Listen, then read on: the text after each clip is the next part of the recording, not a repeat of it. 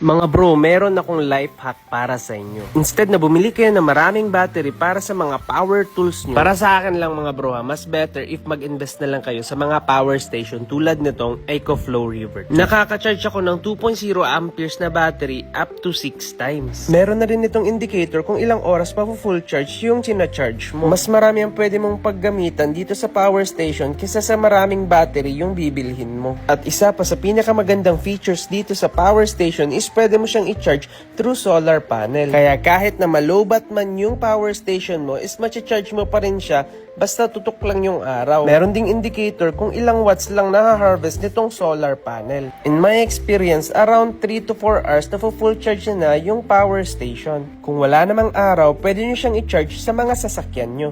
Around 108 watts nga yung maximum na input galing sa sasakyan. Hindi lang ito nagagamit sa mga off-grid area, pwede nyo rin to maging backup electricity. Lalo na sa mga area na parating nagba-brown out. Pwede nyo rin ito saksakan ng electric fan tsaka ng TV. Kaya sobrang nagustuhan ko tong EcoFlow River 2. Kung sakaling gusto nyo mag-checkout nitong River 2, ilalagay ko ng link